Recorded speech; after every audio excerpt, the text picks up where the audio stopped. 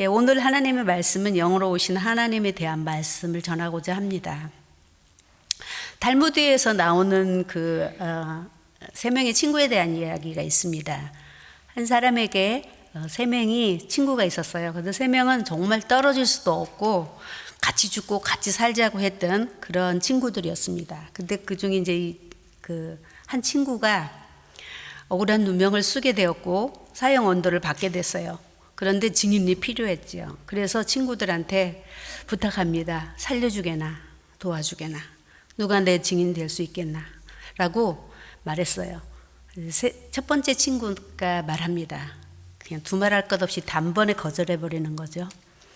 그렇게 죽자 살자 했던 친구가, 없으면 못 산다고 했던 친구가 단번에 거절했어요. 두 번째 친구한테 요구했어요.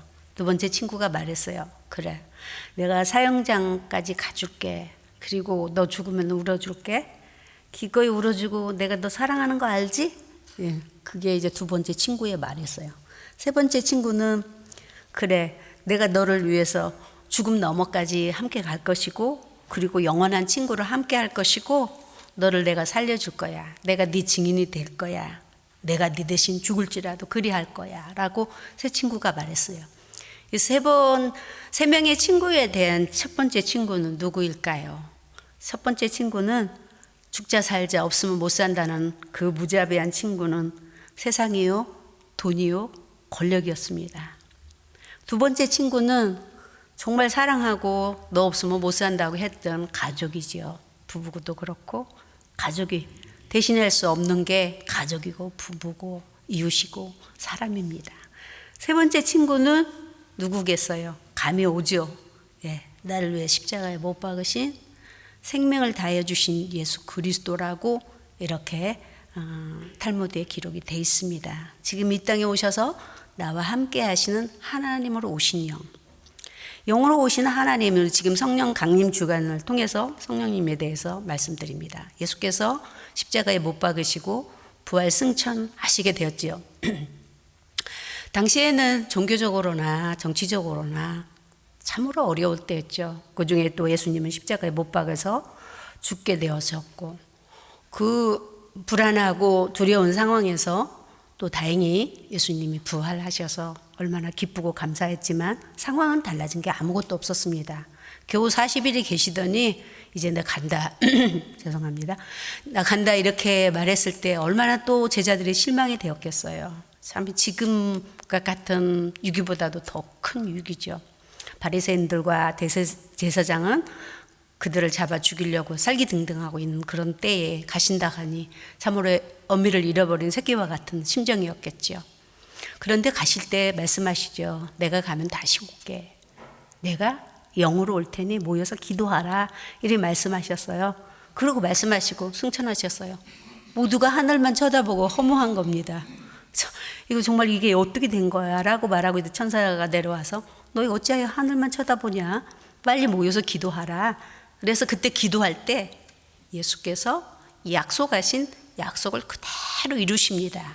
불과 우리 그들이 15일 동안 기도했을 때 성령이 임하십니다. 하나님이 주형이 오셨는데 영으로 오신 거예요. 예수는 몸을 가지고 오셨지만 영으로 오신 성령께서 그들을 터치해 주시고 그들에게 함께 하시니 그들의 능력이 나타나서 그들이 많은 영혼을 구원하게 되었고 오늘날까지 우리와 함께 하시는 성령의 역사를 이루게 되었습니다. 성령은 여호와 하나님의 영이십니다.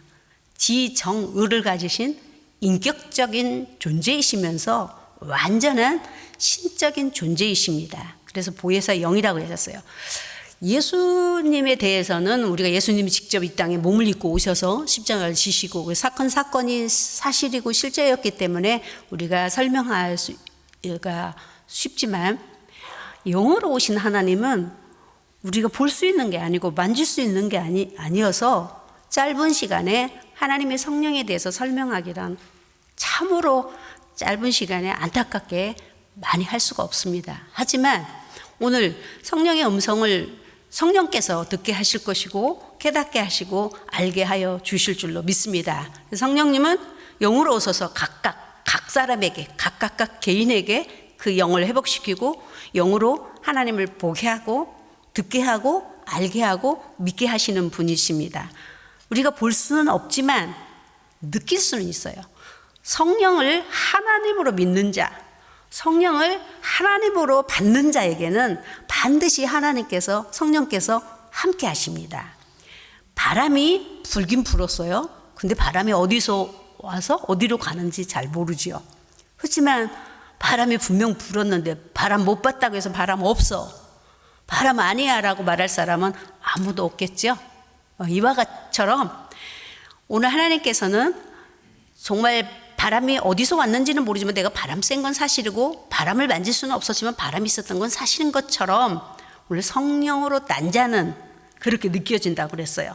요한복음 3장 8절을 우리가 한번 같이 읽어보겠습니다. 요한복음 3장 8절 함께 읽겠습니다. 바람이 임으로 불매 내가 그 소리를 들어도 어디서 와서 어디로 가는지 알지 못하나니 성령으로 난 사람도 다 그러하니라. 할렐루야. 네. 성령으로 난 사람은 지금 어떻게 내가 성령을 받았는지 어디로 왔는지는 참 몰라요. 하지만 성령으로 난 자, 성령으로 태어난 자, 성령으로 거듭난 자, 이제는 느끼고 아는 것입니다. 그래서 하나님이 말씀하셨죠. 성령이 아니고는 내가 주라 신할 수 없다라고 말씀해 주셨어요. 그래서 영이 영을 알고 영으로 오신 하나님께서 내 안에 함께 하시고 내 영혼을 소생시키고 우리를 회복시키신 겁니다. 그리고 영이 영을 깨닫게 하시는 거죠. 굉장히 중요하죠. 영적인 지식은 영적인 생활에 매우 중요한 역할을 하는 겁니다. 그러므로 우리가 겸손히 성령의 가르침을 기꺼이 받아들여야 돼요.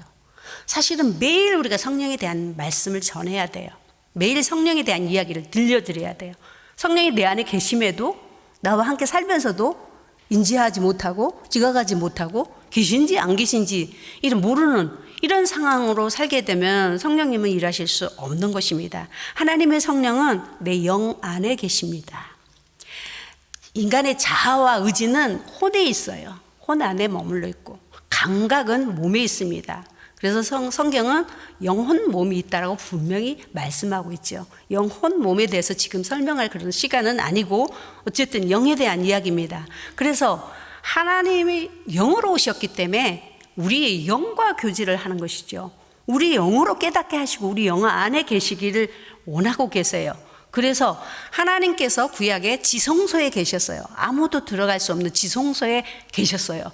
그런 것과 같처럼 오늘 우리에도 신체적인 감각과 전혀 다르게 하나님이 오시는 것은 내 영 안에 오셔서 나를 신체적인 그런 감각으로 우리를 느끼게 하시는 것이 아니라 학문적으로는 직관이라 그러는데 그걸 영감이라고 합니다. 영지락하고 영교로 나타나시는 것입니다. 그렇기 때문에 받는 자와 준 자만이 알고 있는데 우리 성령께서는 내가 그리스도를 모시고 있도록 믿을 수 있도록 믿기에 부족하지 않도록 성령님은 우리를 터치해 주시는 겁니다. 우리 영 안에 와서 너희 몸이 성전인 줄 알지 못하느냐? 라고 말씀하셨어요. 그러니까 우리 육체가 성전인 게 아니라 육체 속에 계시는 게 아니라 우리 육체 안에 영혼 속에 영에 계셔서 우리 영이 살아나면 혼이 영을 돕고 그래서 영혼이라고 말하고 자칫하면 육이 왕성하면 육혼으로 돌아갑니다. 그래서 육체적인 일만을 하기를 원하는 거죠. 그래서 그 혼적인 지식의 범위가 있고 영적인 지식의 범위가 있는데 우리가 자칫 잘못하면 마치 혼적인 지식이 영적인 것처럼 착각할 때 되는데 저희는 볼 수 있습니다. 분별할 수 있습니다. 어쨌든 그래서 영은 영을 볼 수 있기 때문에 하나님이 영으로 오신 거예요. 육체로 오신 예수 그리스도는 우리가 우리 영혼을 퇴치해 줄 수 없어요. 십자가를 지러 오신 것일 뿐이기 때문에 그래서 영이 영으로 볼 수 있기 때문에 성령의 하나님을 내가 대면할 수 있어요. 볼 수 있는 거죠. 느낄 수 있어요. 기뻐할 수 있고 그리고 영으로 찬양할 수 있는 것입니다. 그래서 욥기서 42장 5절에 보면 욥이 많은 환난을 겪고 난 이후에 무언가를 발견합니다. 한번 우리가 읽어보겠습니다. 42장 5절 내가 주께 대하여 귀로 듣기만 하였사오나 이제는 주를 배옵나이다 라고 했어요. 어떻게 보았을까요? 육안으로만 보았을까요? 내가 주를 볼 수 있었던 것은 내 안에 있는 영이 본 것입니다. 그전에는 귀로만 들었다는 혼적인 신앙의 생활이 될 수 있어요.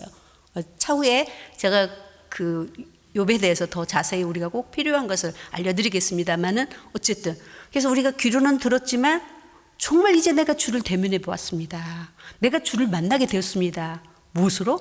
영으로 느끼는 거죠. 영으로 알게 되는 거죠. 그래서 오늘 우리가 영으로 오신 하나님과 우리가 영적 생활을 한다는 것은 세상에서 가장 행복한 시간들인 것입니다. 그래서 성령이 오시기 전과 오신 후가 얼마나 달라졌는지 여러분이 들어보시면 아시죠? 사도행전을 보십시오. 불과 한 40일 전만 해도 40일이 넘죠. 한 2달이라고 봅시다. 어쨌든 예수님이 40일 동안 지상에 계셨고 부활하고 그리고 그들이 기도하는 시간 한 15일 걸렸으니까. 근데 그 이전에 예수님이 십자가 지실 때 예수님이 신문받으러 대제사장 바리새인들한테 잡혀갔잖아요. 그때에 베드로가 예수님을 졸졸졸 뒤에 따라갑니다. 따라가서 그들 앞에 잡혀 죽을까 봐 벌벌 떨고 그리고 가서 모닥불 피우고 있는데 계집종 아이가 너가 저 사람 제자 아니냐 같이 다니지 않았느냐 이렇게 말했을 때 그들이 잡혀 죽을까 봐 두려워서 부인합니다. 난 모른다고.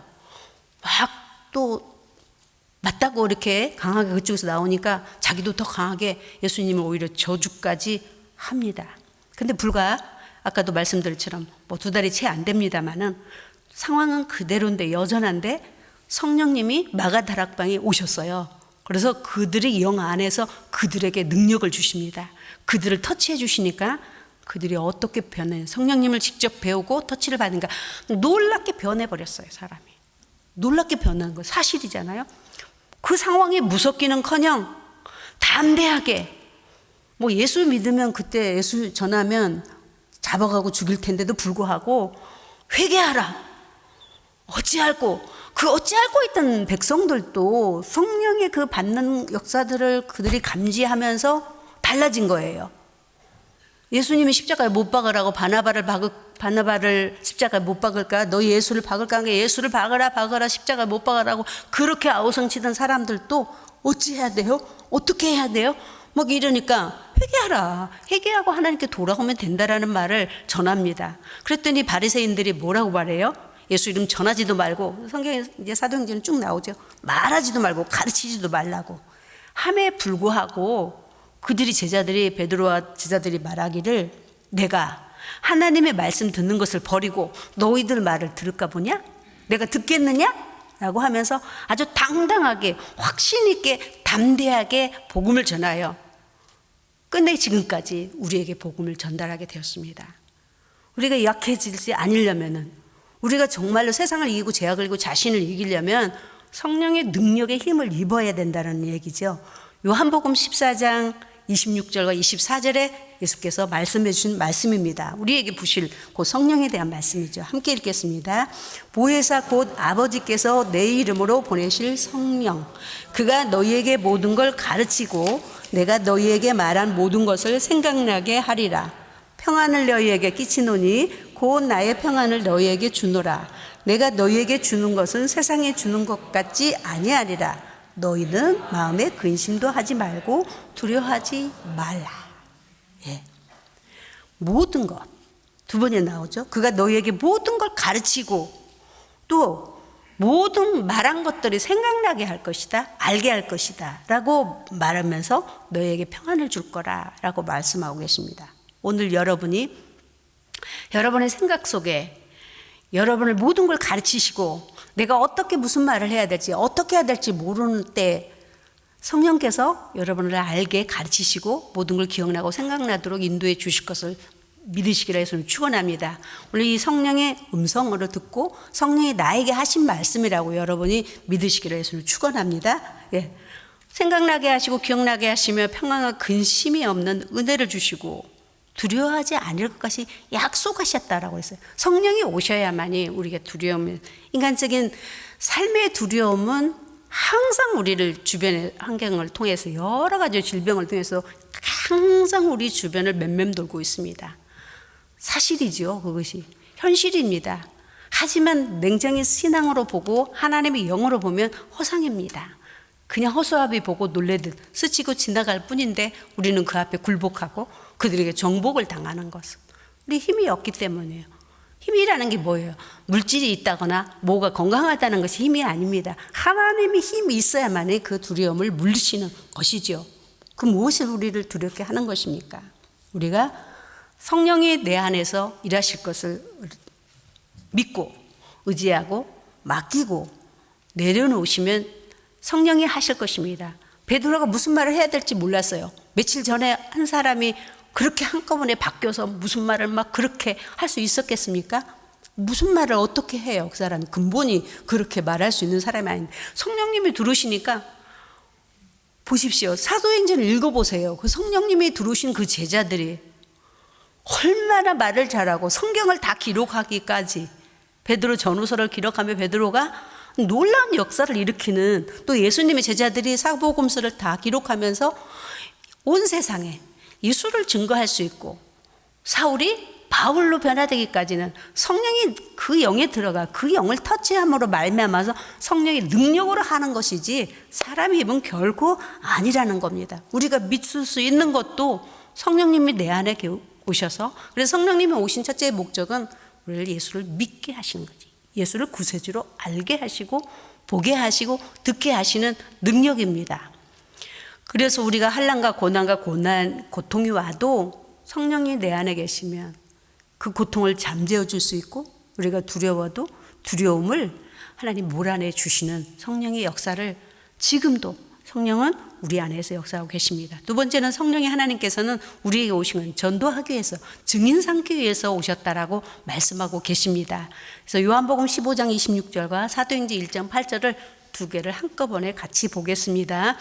내가 아버지께로부터 너희에게 보내실 보혜사 곧 아버지께로부터 나오시는 진리의 성령이 오실 때까지 그가 나를 증언하실 것이요. 행전 1장 8절 오직 성령이 너희에게 임하시면 너희가 권능을 받고 예루살렘과 온 유대와 사마리아와 땅끝까지 이르러 내 증인이 되리라 하시니라. 네, 성령은 크게 두 가지 기능을 가지고 이 땅에 오셨어요. 첫째는 하늘의 권세를 가지고 오셨습니다. 둘째는 하늘의 권능을 가지고 오셨어요. 하늘의 권세는 하나님이시다는 얘기죠. 만물을 복종케 하는 전지전능한 창조자 하나님으로 오셨다는 얘기예요. 성령에 대해서 우리가 하나님으로 받아들이고 하나님으로 믿어야만이 성령이 내 안에서 일하실 수 있는 것입니다. 그래서 그런 권세를 가지고 오셨고 또 한 가지는 능력이죠. 권능이라고 말씀했잖아요. 능력으로 오셨어요. 모든 불가능을 가능케 하시는 권능이 있습니다. 지금 전자에 우리가 설명했죠. 강팍하고 완악하고 아무것도 깨닫지 못하는 그 심령을 깨트리시고 그 의심 많고 불신한 사람들의 마음을 녹여서 부드러운 마음도 주시고 그리고 또한 그들로 하여금 하나님을 하나님으로 알게. 사실은 제자들이 3년을 따라다녔지만 예수님이 하나님일까? 구세주일까? 확실히 이게 긴가민가 하는 거예요. 확신이 안 드는 겁니다. 하지만 우리가 예수님을 만난 적이 없고 본 적이 없는데도 우리는 정말 확실히 예수님이 나의 구세주라고 여러분이 믿고 지금도 그걸 확신하고 있다면 여러분 안에 성령이 함께 하시기 때문인 것입니다. 성령의 힘이 아니고는 결코 우리가 그거를 의심치 아니하고 받아들일 수 없어요. 그래서 주님은 하나님을 하나님으로 알게 하신 다음에 굴복하게 하고 순종하게 하고 복종하게 하고 더러운 죄악의 불순물을 태워서 정결케 하시고 가시 돋친 거, 뭐 형태 길쭉길쭉 뾰족뾰족 나온 거 울퉁불퉁한 거 다 다듬어서 쓰시는 게 하나님의 능력이십니다. 우리가 너무 잘한 바와 같이 그 제자들 보십시오. 연약하죠? 터프하죠? 아주 베드로는 다혈질 성격이죠.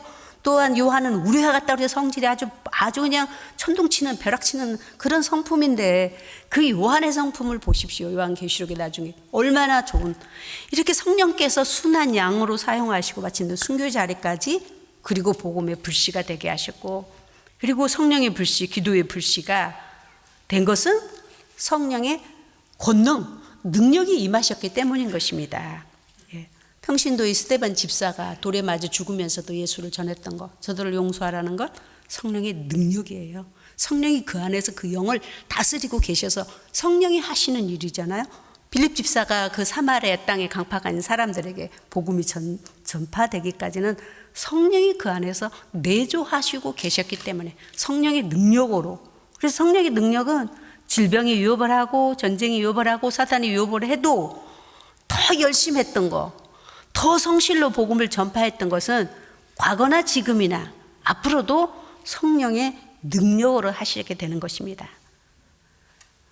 오늘 우리는 성령의 능력, 이 권능은 어느 특정인의 것이 아니라는 사실을 여러분이 믿으시고 받으시기를 예수는 축원합니다.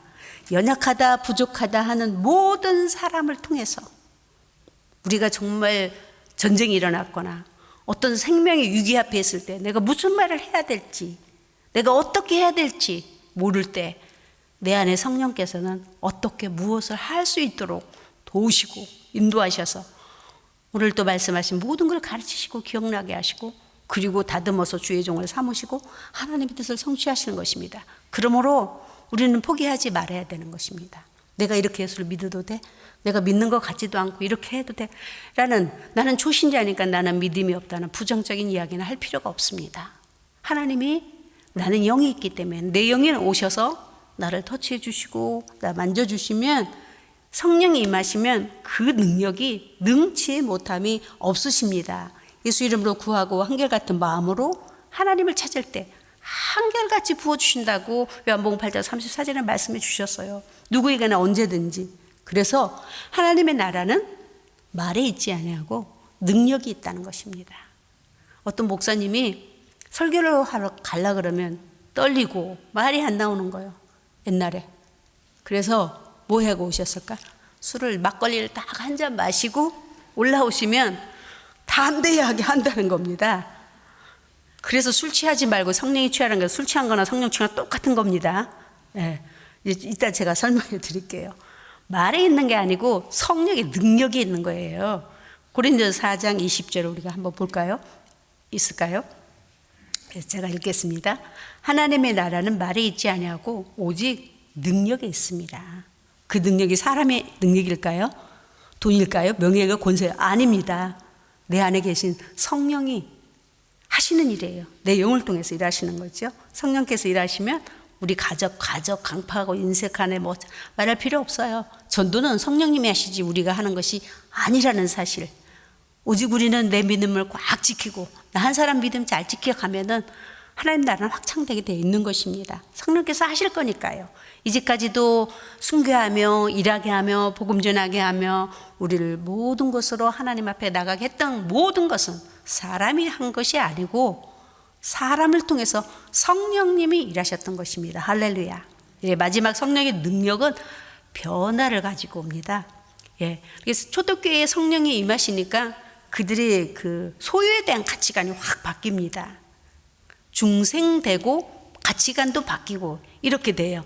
그것은 뭘 얘기하냐면 오늘 그 초대교회 제자들이 성령을 받고 나니까 제 것을 제 것이라 여기지 않아요. 재물을.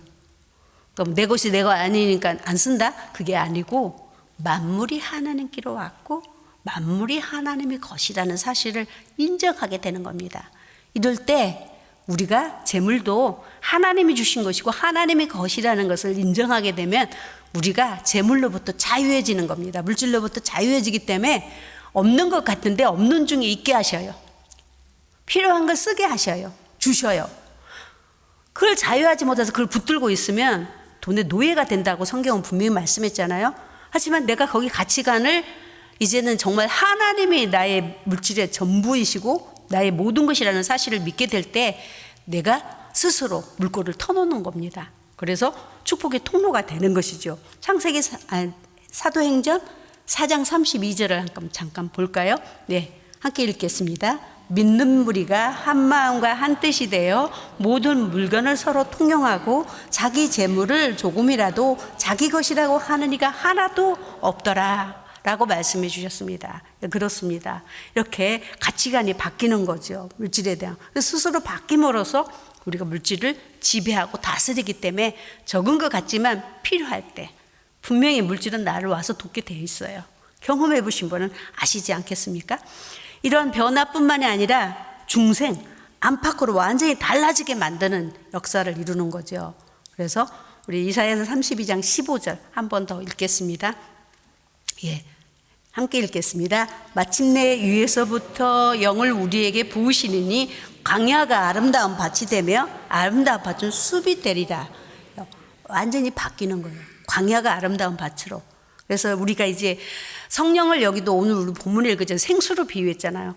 이 생수는 너희 배에서 흘러나올 것인데 이 생수는 믿는 자의 성령을 말하는 것이라 라고 본문이 이렇게 말씀해 주신 것처럼 성령에 대해서 성경이 굉장히 많이 말씀하시는데 직접적으로 성령에 대한 말씀을 하신 것은 신약성경에 와서 다 말하고 있지만 구약이나 신약은 또 동일하게 말한 생수로 비유를 했습니다. 그러니까 그 물이라는 것은 채워지는 거, 채워짐으로써 물의 분량을 우리가 말할 수 있잖아요. 성령이 우리가 얼마만큼 충만하고 있는지, 성령이 지금 얼마만큼 우리에게 임하고 있는지에 대해서 에스겔서 47장은 자세히 우리에게 가르쳐주고 계십니다. 에스겔서 47장 1절을 한번 읽겠습니다.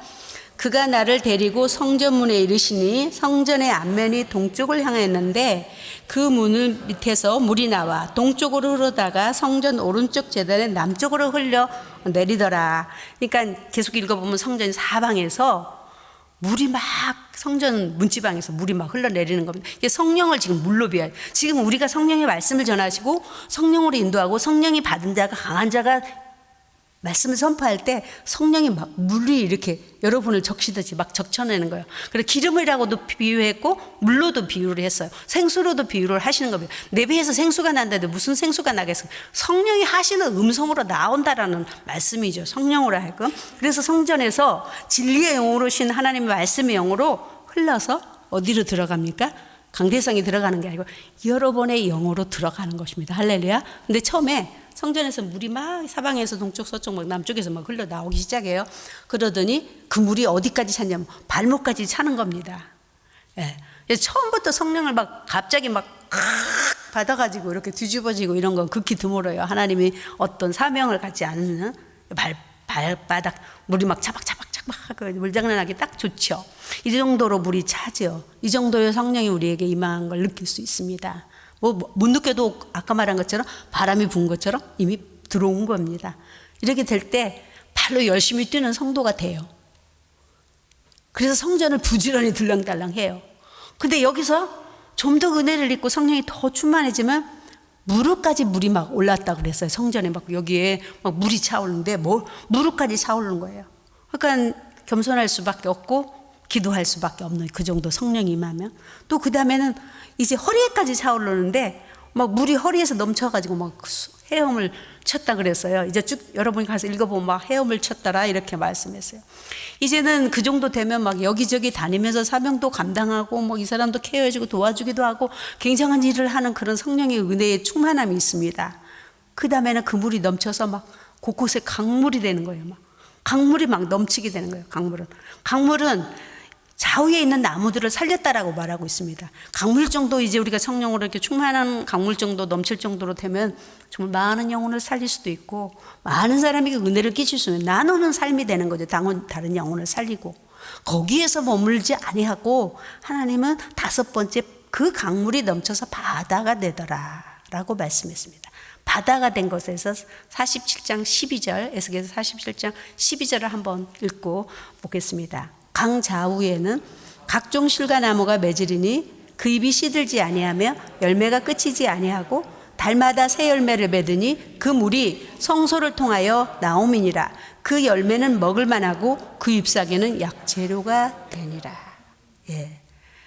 우리가 성령으로 충만한 바다가 마르는 법은 없잖아요. 바다가. 그래서 하나님은 마지막 바다로 충만하라는 얘기죠. 이 충만은 기갈이 없습니다. 오늘 주님 말씀 내가 목마르냐? 이 충만한 대로 나오라는 얘기죠. 이 충만을 너희가 채워라. 배에게 성수가 넘치도록 채우라고 말씀했죠. 그래서 이런 성령의 충만한 은혜가 넘칠 때 우리가 열매를 맺게 되는 겁니다. 열매가 자기를 위해서 열매 맺는 건 아니잖아요. 남을 위해서 열매를 주는 거잖아요. 그래서 성령이 충만하게 되면 하나님께는 영광을 돌리게 되지만 남을 위해서 사는 자가 될 수가 있는 것입니다. 나눌 수가 있는 거고 그 성령으로 말미암아서 그 바다와 같은 충만한 열매를 맺으면 자신의 삶의 원동력이 되는 것입니다. 삶의 원동력이 되고 지혜의 원동력이 되고 신령한 세계의 원동력이 되고 사명을 감당하고 하나님과 깊은 영적인 교제가 이루어지면서 하나님의 축복을 불러오는 거죠. 내가 부르는 게 아니라 성령이 우리로 하여금 일하게 하시며 우리를 도와주시는 그런 축복의 통로가 되는 것입니다. 그래서 아까도 전자에 말씀드린 것처럼 에베소서 5장 18절에는 술 취하지 말라 이런 방탕한 것이라 오직 성령으로 충만하라. 술 취하면 아까 지금 말씀드렸죠. 저 본문입니다. 술 취하면 한 말 또 하고 한 말 또 해요. 근데 술 취한 사람은요, 그게 한 말 또 아까 한 줄 몰라요. 세 말 연구한 줄 알아요. 아주 새로운 말인 줄 알고 또 해요. 아까 했잖아 그러면 또 해요. 또 하고 나르는 새도 막 잡아가지고 막 그 술 사먹이려고 그러고 있으면 있는 거 다 퍼주려고 그러고 1차 가면 2차 가자 2차 가면 3차 가자. 이게 술 취한 이런 상황하고 그리고 그냥 막 사람이 얼마나 후회지는지 몰라요. 막 있는 거 없는 거 다 갖다 막 주려고 그러잖아요. 술 취하면. 그리고 그냥 기뻐. 그래서 길에 쓰러져서 자면서도 노래 부르고 좋아하잖아요. 집 걱정, 자식 걱정 뭐 하던가요? 안 합니다. 너무 좋아가지고. 근데 어떤 사람은 꼭 술 취하면 찬송가 부르더라고. 생전가도 찬송가 따로도 안 하다가도 술 취하면 또 찬송 부르니까 그 부인 집사님이 제발 그러지 말라고 하나님 앞에 그냥 혼날 것 같다. 왜 하필이면 술 취해가지고 찬양하냐고 이렇게 얘기하는데 그만큼 기쁘다는 얘기죠. 정말 우리가 성령이 충만하면 그렇습니다. 술 취한 자 같아요. 기쁘고 평안하고 그냥 어디든지 가서 누구 붙들면 그냥 말하고 싶어가지고 그냥 말을 막 그냥 폭포수같이 쏟아내는 거죠. 막 그렇죠. 그리고 그냥 뭐 있으면 아무것도 정말 없으면서도 그냥 막 주고 싶어갖고 막 퍼주고 식구들이 뭐라고 하든지 말든지 난리를 치고 다니는데 그것이 충만함이라고 성경은 말씀해주고 계십니다. 우리가 지금 힘들고 지칠 때야말로 성령의 위로를 받고 성령의 기쁨으로 채워져야 될 줄로 믿습니다. 저는 하나님께 올해의 기도 제목이 첫 우리 1년 때 그 감사 봉투에다가 쓴 게 있습니다. 사람으로 하여금 기쁨을 찾고 싶어 했고 또 물질로도 찾고 싶어 했고 어떤 명예로도 기쁨을 찾고 싶어 했던 게 사람의 심정이었던 것 같아요. 저도 그랬던 것 같아요. 많이 실망도 되고 그다음에 괴로웠었습니다. 하나님, 제가 이제까지 살아온 것이 하나님이 기쁨으로 살았던 삶을 내가 잊어버렸더라고요. 그래서 올해 하나님께 제가 하나님으로 하여금 기뻐하며 살게 하소서. 내가 잠시라도 잊어버렸습니다. 하나님 때문에 평생이 기뻐하고 그 기쁨으로 살아왔는데 내가 은퇴를 하고 보니까 자꾸 사람을 의지하게 되고 사람하고만 놀려고 그러고 사람하고만 살고 싶어하는 그런 마음에 사람한테 또 배신감도 느끼고 사람이 정대가리 없다라는 생각도 들고 해서 깨달았어요. 그래서 하나님께로부터 받은 기쁨을 우리가 그 기쁨을 내가 성도에게 나누게 해달라고 그렇게 기도했습니다. 이거는 오직 내 안에 성령이 와 자정에 계실 때 그 능력으로만이 가능하다는 사실이기에 여러분 지치고 힘들 때 성령님 메시고 여러분 속에서 그 기쁨으로 더 충만하셔서 많은 열매 죽게 드리고 여러분의 삶의 원동력이 되시기를 예수님으로 축원합니다. 기도드리겠습니다. 사랑하신 하나님 진심으로 감사합니다. 성령님에 대한 말씀, 하나님에 대한 말씀, 끝이 없고 한이 없는 짧은 시간에 다 할 수 없는 말씀이었지만 성령님께서 우리 성도의 한 사람 한 사람 지켜주시고 또한 터치해 주시고 가르쳐 주시고 생각나게 하시고 기억나게 하시며 어떤 일에도 지각이 있고 분별력이 있고 그리고 하나님으로부터 받은 갖가지 은사가 불들들 드러나게 하시고 하나님 능력이 되게 하시고 하나님의 은사를 받아 하나님이 일하는 일에 부족하지 않도록 축복하시기를 원하고 기도하며 지금 힘들고 지치는 여러 가지 상황에 있는 우리 성도들에게 성령으로부터 밀려오는 그 기쁨, 그 생수의 우물을 마시게 하시고 물된 동산과 같은 은혜를 받도록 축복하여 주시옵소서. 오늘 또 주님이 주신 귀한 시간에 귀한 예물을 가지고 주의 성전에 나왔으며 또 그 한 가지 예물을 하나님께 드리옵니다. 드리는 손길마다 성령으로 더 감동되고 은혜가 되고 그래 열매가 되어서 그 열매로 하여금 남을 돕고 많은 것을 살리는 역사를 이루도록 축복하여 주시기를 간절히 원하고 기도합니다. 감사하는 곳에 더한 감사가, 또한 선교하는 곳에 하나님의 복음이 전파되고 상급을 받게 하시고 열의 하나를 드리는 곳에 삶의 놀라운 기적이 일어나도록 축복하여 주시옵소서. 우리가 이제는 더 많이 이 질병에서 완화하게 되고 또한 질병을 고칠 수 있는 능력이 일어나고 우리가 마음껏 예배할 수 있도록 축복하여 주시옵소서. 함께 하시는 은혜가 각 가정에도 넘치고 심령에도 넘치고 연약한 자 강한 자 붙잡아 주실 것을 믿고 감사를 돌려오며 우리 구주 예수 그리스도는 받들어 축복하며 기도드려 사옵나이다. 아멘.